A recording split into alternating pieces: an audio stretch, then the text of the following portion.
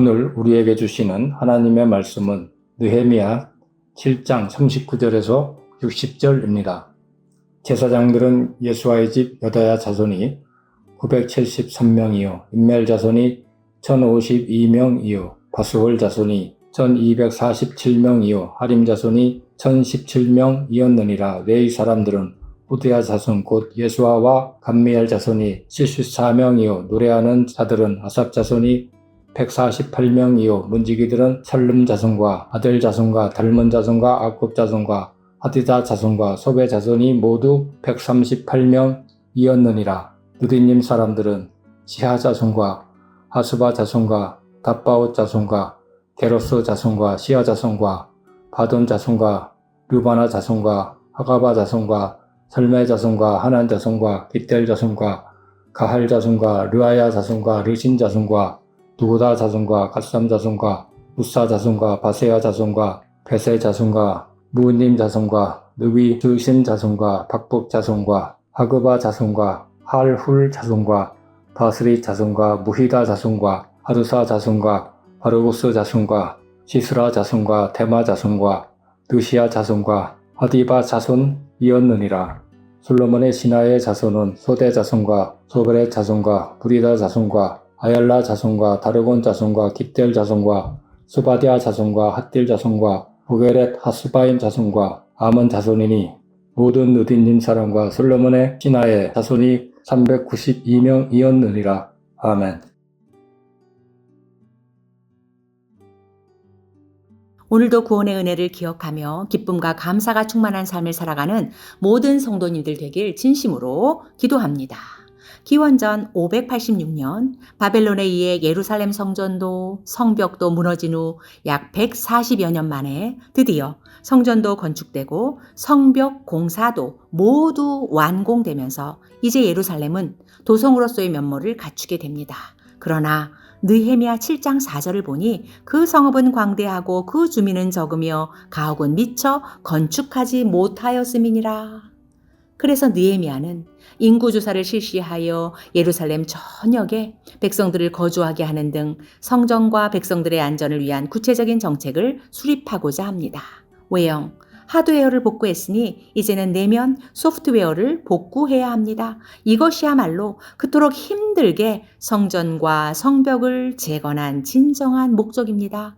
그러던 중 1차 귀한 자들의 명단을 찾게 되고 에스라서에 이미 기록되었지만 다시 1차 귀한 자 명단을 면밀히 수록하게 됩니다. 6절에 귀향민 대표들의 명단을 시작으로 집안별과 지역별로 구분된 사람들의 명단을 기록한 후 오늘 본문 39절부터는 제사장과 레위 사람들 그리고 느디님 사람들과 솔로몬의 신하들의 자손들 마지막에 기타 사람들의 명단까지 쭉 열거됩니다.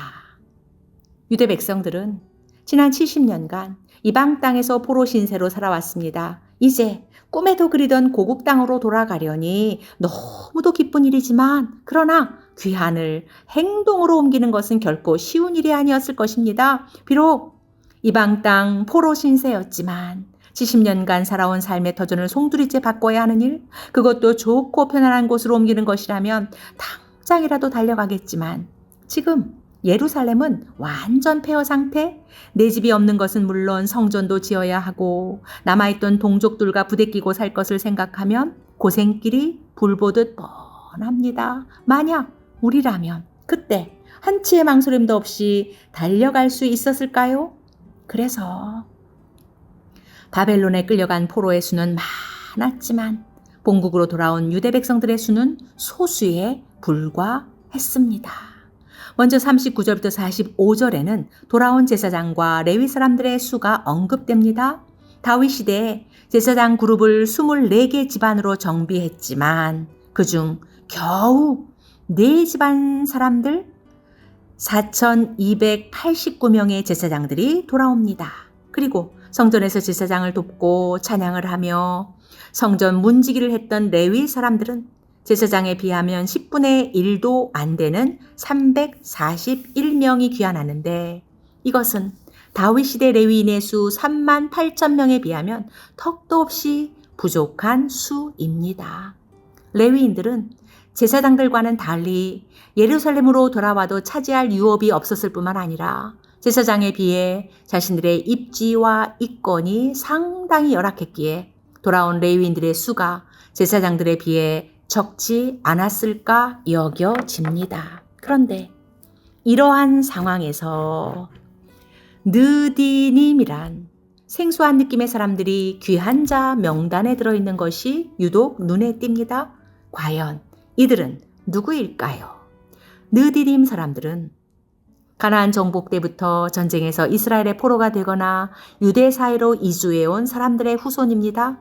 제사장을 돕는 자가 레위인이었다면 그 레위인을 도와서 성전에서 행해지는 온갖 허드렛 일을 감당했던 사람들, 한마디로 성전 막일꾼, 성전의 노예가 바로 느디님 사람들입니다.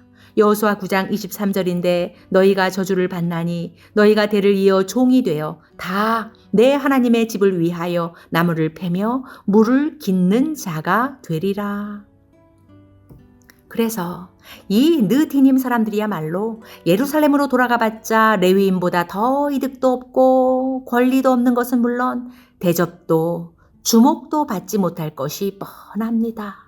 어차피 이방인 출신이라 차라리 자신들의 과거 이력을 모르는 이방 땅에서 살아가는 것이 미래의 삶이 보장되고 탄탄대로가 될 수도 있었을 텐데, 그러나 그들은 그 모든 것을 다 내려놓고 성전의 막일꾼으로 살아가기 위해 중직자나 제사장이나 레위인들 꺼려했던 예루살렘으로 돌아온 것입니다. 왜 그랬을까요? 하나님의 택한 백성 이스라엘은 출애굽이라는 엄청나고 놀라운 구원의 은혜를 경험했음에도 불구하고 그 기쁨과 감격을 오래 간직하지 못하고 곧바로 불편과 원망투성이의 삶, 하나님을 거역하고 우상 숭배의 삶을 살다 결국 멸망 심판을 받았습니다. 그러나 느디님 사람들은 과거 자신들의 선조들과 자신들은 전쟁 포로였기에 마땅히 죽을 수밖에 없는 존재였는데 목숨을 건졌을 뿐만 아니라 비록 종이지만 하나님의 집에서 하나님을 섬길 수 있는 기회를 갖게 된 것이 얼마나 감사한지, 그 모든 것이 전적인 하나님의 은혜였음을 그들은 분명히 믿었습니다.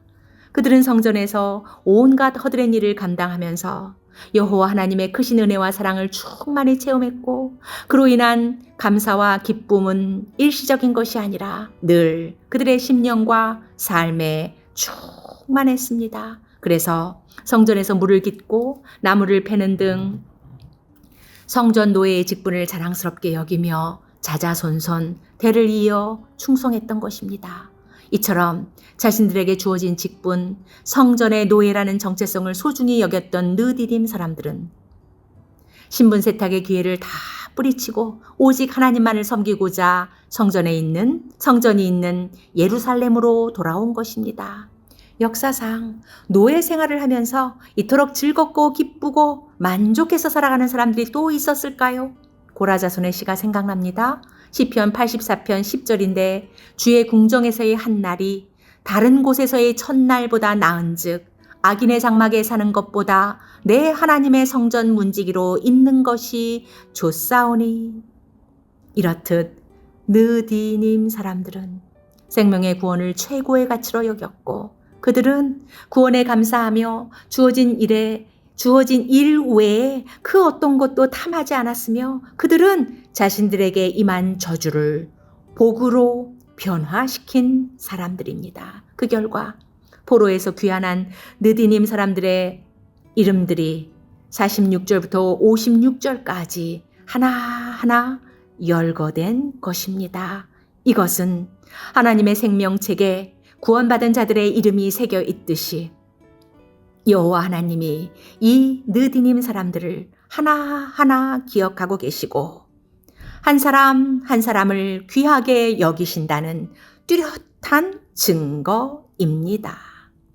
우리들도 느디님 사람들처럼 이방인이었습니다. 우리들도 느디님 사람들처럼 죄의 저주를 받아 죽을 수밖에 없는 존재였습니다. 그런데 바로 우리들도 느디님 사람들처럼 오직 하나님의 은혜로 구원받은 하나님의 백성이 되었습니다. 그렇다면 우리들도 느디님 사람들처럼 우리에게 주어진 자리가 어디이든, 우리에게 주어진 역할이 무엇이든 하나님의 자녀라는 하나님이 부여하신 정체성에 확고히 서서 우리에게 주어진 크고 작은 모든 일을 오직 기쁨과 감사로 감당하는 하나님의 자녀들이 되어야 할 것입니다.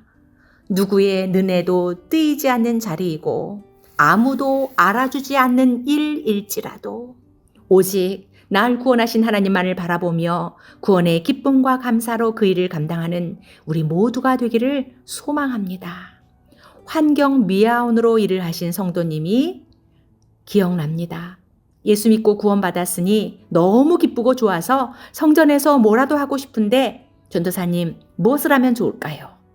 기도하시면 우리 성도님에게 딱 맞는 일을 하나님이 분명 알려주실 겁니다.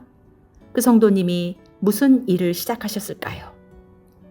주일이면 교회의 모든 예배와 모든 모임과 모든 일정이 다 마칠 때까지 수시로 교회 이것저것을 다니며 교육관을 오르내리며 빈 예배실마다 아무도 없는 소그룹실마다 불을 끄고 다녔습니다. 여름이면 에어컨을 끄고 겨울이면 온풍기를 끄고 그리고 그 성도님은 늦은 시간 환한 얼굴로 집으로 향했습니다. 지난주 월요일부터 철거 작업을 시작으로 3개월 과정의 교회 리모델링 공사가 시작되었습니다. 이제는 불평불만의 소리를 내는 것보다 아주 작은 일일지라도 내가 할 수 있는 일이 무엇이 있을까? 성전의 온갖 허드렛 일을 구원의 은혜가 충만하여 기쁨과 감사로 섬겼던 느디님 사람들처럼 하나님이 우리로 하여금 보게 하시는 그 일들을 기쁨과 감사로 섬기시는 우리 사랑하는 모든 성도님들이 되기를 간절히 기도합니다. 그래서 서문에 속한 모든 성도가 한 마음 한 뜻 되어 우리 서문교회를 향하신 하나님의 거룩한 일을 온전히 이루어 나가게 되길 간절히 기도합니다. 아멘.